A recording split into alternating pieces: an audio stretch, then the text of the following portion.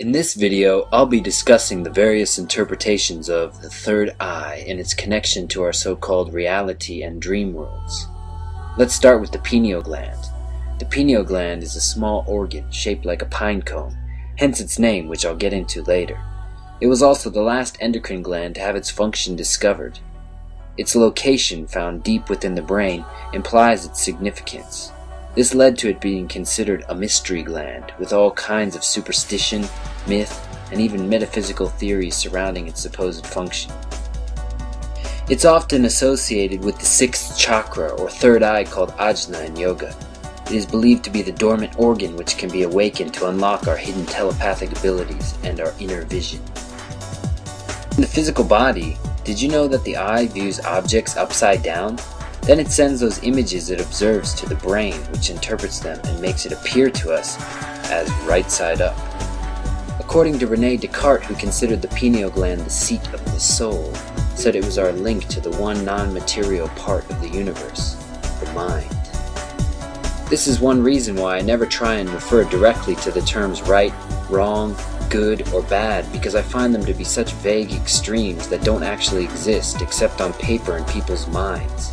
Generally, those terms are left up to each individual's imagination to determine which is which, until they're pulling rabbits out of their own hat and eventually pulling people down with them. I do think that the terms positive and negative are ideas we can relate to because it is what lines the very fabric of our universe and essence of our being. Life and death, light and dark, hot and cold, ad infinitum. Since everything essentially came from the same singularity in space, it means you and all that surrounds you are an amalgamated, randomized, ever-changing interpretation of itself, perceptually aware of the countless randomized branches extending outward at any given moment, which when you think deeply about it, is actually a glance into the many faces of your true self. Some of those faces are easier to relate to than others. Some are frightening and hard to accept. Others are exciting. However, all of them are inescapably a part of you as the self-aware universe. I always like to equate it to walking through a hall of mirrors of the mind, introspectively looking into the different aspects of the conscious self in the grand sense of the word. Unequivocally, what you or I individually think from the finite constructs of the ego is a temporary charade, a masquerade ball we all buy into for a short time to give us purpose. On the other hand, if one peels their perspective back enough, past myself, yourself, himself, herself, their selves, ourselves, one would see that it is just a game we play with our collective higher mind. When we step back into the discourse of the duality, however, we collectively demonize and burn people at the stake to continue forward with confidence in a given random direction, as we perpetually find ourselves caught in the eternal dance between a 1 and a 0.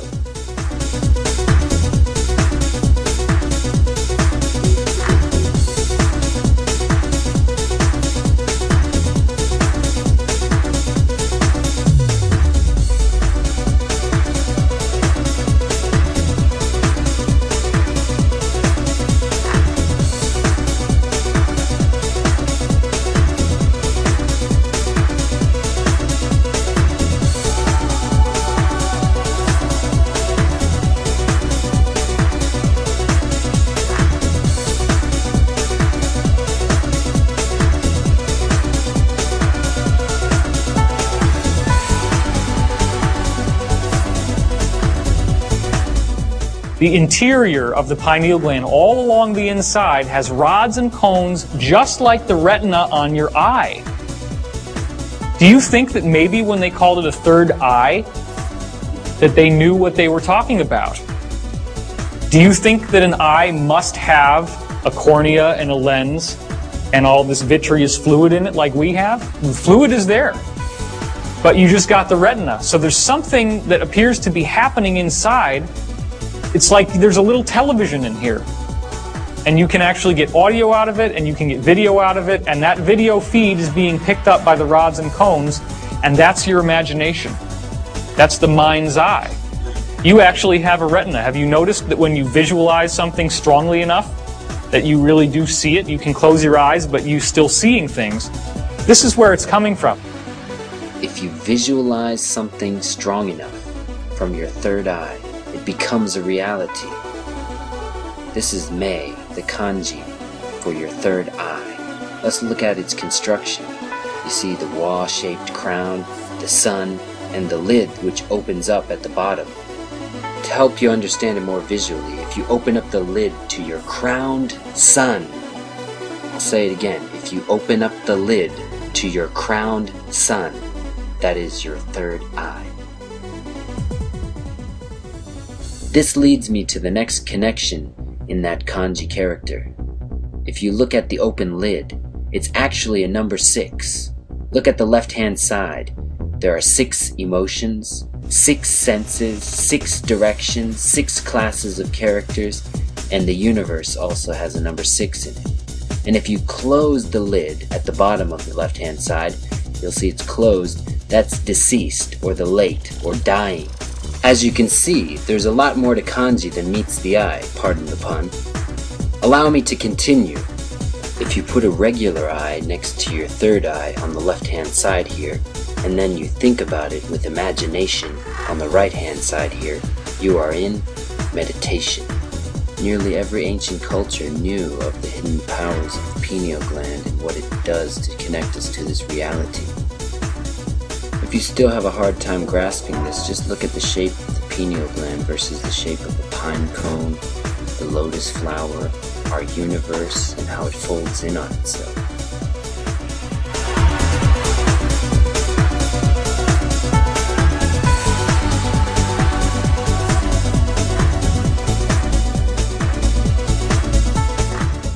Again, this pine cone connection can be found in nearly every culture, as we see here at the top left, the Pope carrying a pine cone-like staff. In the upper right, Bacchus, a Greek god, carrying a pine cone staff as well. In the lower left, Buddha's head being shaped like a pine cone as he's reaching enlightenment. In the center, the statue found at the Vatican is a pine cone, taller than 2 or 3 people, one of the biggest found at the Vatican. This connection is unmistakable. The pharaohs, the Mayans, and nearly all the ancient cultures knew this connection of the pineal.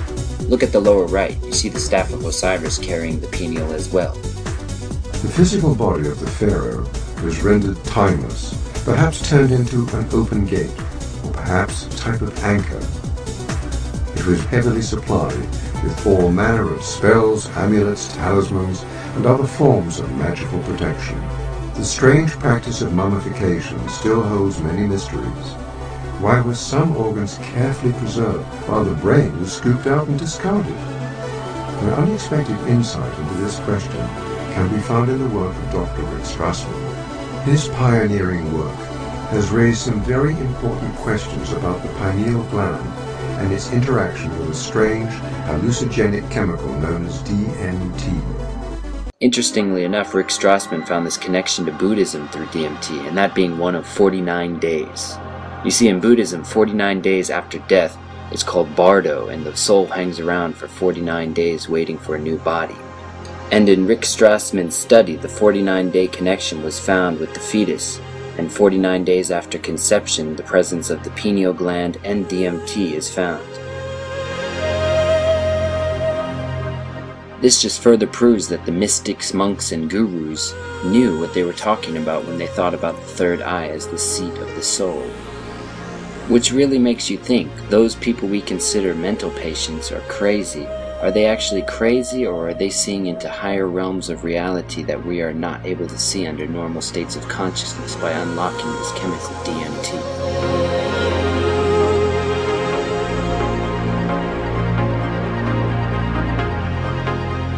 Rick Strassman found in these studies that people were reaching the same results, seeing the same things, and going to the same altered states of consciousness, all from different walks of life.